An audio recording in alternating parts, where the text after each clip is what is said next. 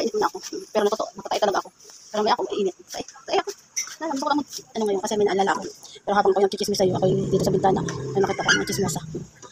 Alam naman, ang ating pag-uusapan ngayon ay ang ating chismis-chikahan. Chismis-chikahan natin yan. Kaya tayo mag-chikahan dito habang nagkikita ako sa mga nagaan. Kasi baka naman makita ang mga chismos.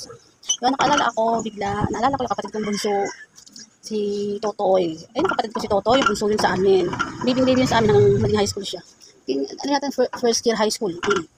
Siya yung aming love namin kasi baby namin yun, kahit first year high school. Tapos, hindi namin inakala na biglang nagkasakit yun.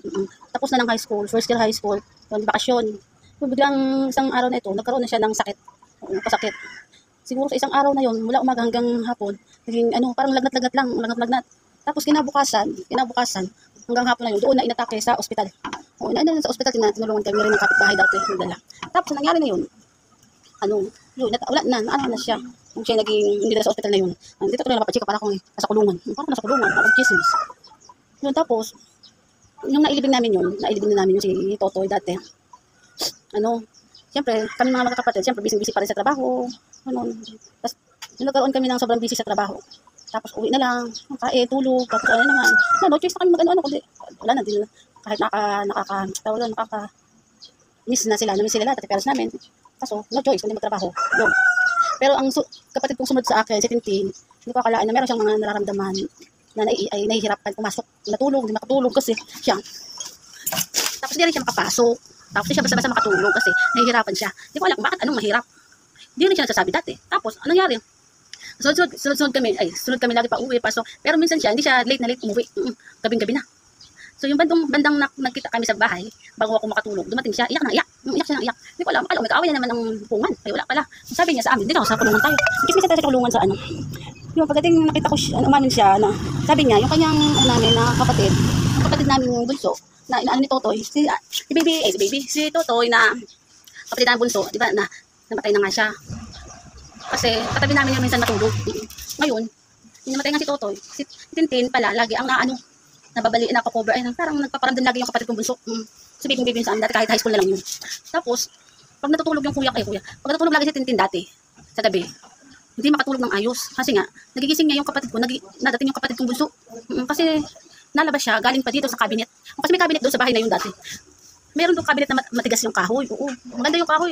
Tapos, parang matagal na kahoy na yun. Parang matagal na yun pati. Malat panahon pa yata yung, yun. Ngayon, si Toto, yung pag matutulog na yung kapatid kong isa, dito sila nalabas galing sa cabinet. Tapos tatabi siya doon sa kapatid kong isa. Aba, iyak si Tintin. Sabi niya kasi, ate, hindi na ako makatulog kasi si Totoy, laging natabi sa akin matulog. Sabi ko, matulog sa iyo habang tuyo. Diba, patay na nga kasi yung kapatid na bunso. Tapos, siyempre, nakakapagod din talaga yun sa totoo lang. Tsaka, namimiss namin siya, pero hindi naman ginusto na lagi naman din katabi namin sa bahay. Kaya nasa langit na siguro siya. Yun, tapos, yung cabinet na yun, doon talaga lagi naglalaro yun si Baby Totoy.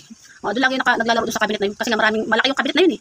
Ngayon, ang ginawa ko, pinakalas ko lahat ng cabinet na yun.